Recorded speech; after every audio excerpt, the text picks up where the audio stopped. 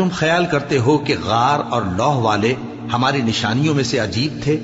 جب وہ نوجوان غار میں جا رہے تو کہنے لگے کہ اے ہمارے پروردگار، ہم پر اپنے ہاں سے رحمت نازل فرما اور ہمارے کام میں درستی کے سامان مہیا کر۔ تو ہم نے غار میں کئی سال تک ان کے کانوں پر نیند کا پردہ ڈالے رکھا، یعنی ان کو سلائے رکھا۔ پھر ان کو جگہ اٹھایا تاکہ معلوم کریں کہ جتنی مدت وہ غار میں رہے دونوں جماعتوں میں سے اس کی مقدار کس کو خوب یاد ہے۔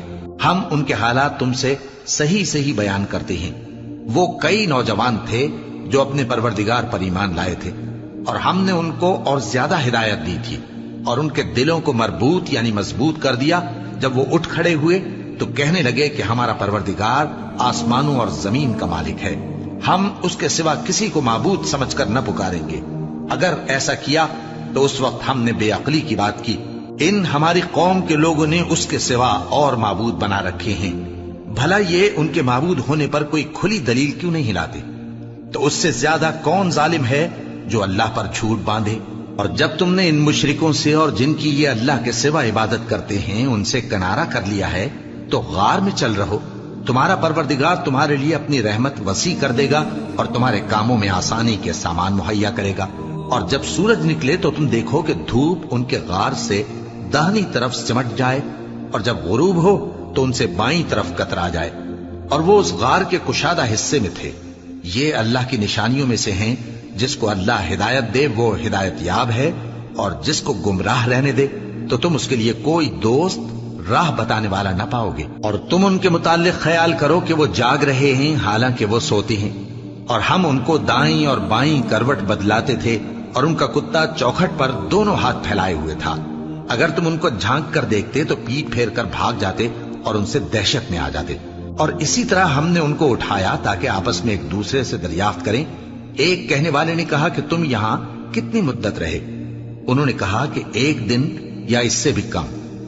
انہوں نے کہا کہ جتنی مدت تم رہے ہو تمہارا پروردگار ہی اس کو خوب جانتا ہے، تو اپنے میں سے کسی کو یہ روپیہ دے کر شہر بھیجو، وہ دیکھے کہ نفیس کھانا کون سا ہے تو اس میں سے کھانا لے آئے، اور احتیاط سے آئے جائے اور تمہارا حال کسی کو نہ بتائے۔ اگر وہ تم پر دسترس پا لیں گے تو تمہیں سنسار کر دیں گے یا پھر اپنے مذہب میں داخل کر لیں گے، اور اس وقت تم کبھی فلاح نہیں پاؤ گے۔ اور اسی طرح ہم نے لوگوں کو ان کے حال سے خبردار کر دیا تاکہ وہ جانیں کہ اللہ کا وعدہ سچا ہے، اور یہ کہ قیامت جس کا وعدہ کیا جاتا ہے اس میں کچھ شک نہیں۔ اس وقت لوگ ان کے بارے میں باہم جھگڑنے لگے اور کہنے لگے کہ ان کے غار پر عمارت بنا دو۔ ان کا پروردگار ان کے حال سے خوب واقف ہے۔ جو لوگ ان کے معاملے میں غلبہ رکھتے تھے وہ کہنے لگے کہ ہم ان کے غار پر مسجد بنائیں گے۔ بعض لوگ اٹکل پچو کہیں گے کہ وہ 3 تھے اور چوتھا ان کا کتا تھا، اور بعض کہیں گے کہ وہ 5 تھے اور چھٹا ان کا کتا تھا، اور بعض کہیں گے کہ وہ 7 تھے اور 8واں ان کا کتا تھا۔ کہہ دو کہ میرا پروردگار ہی ان کے شمار سے خوب واقف ہے، ان کو جانتے بھی ہیں تو تھوڑے ہی لوگ جانتے ہیں۔ تو تم ان کے معاملے میں بحث نہ کرنا مگر سرسری سی بحث، اور نہ ان کے بارے میں ان میں سے کسی سے کچھ دریافت ہی کرنا، اور کسی کام کی نسبت نہ کہنا کہ میں اسے کل کر دوں گا، مگر انشاءاللہ کہہ کر، یعنی اگر اللہ چاہے تو کر دوں گا۔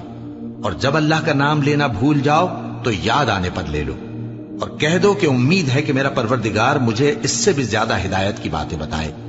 اور اصحاب کہف اپنے غار میں 9 پر 300 سال رہے۔ کہہ دو کہ جتنی مدت وہ رہے اسے اللہ ہی خوب جانتا ہے، اسی کو آسمانوں اور زمین کی پوشیدہ باتیں معلوم ہیں، وہ کیا خوب دیکھنے والا اور کیا خوب سننے والا ہے۔ اس کے سوا ان کا کوئی کارساز نہیں، اور نہ وہ اپنے حکم میں کسی کو شریک کرتا ہے۔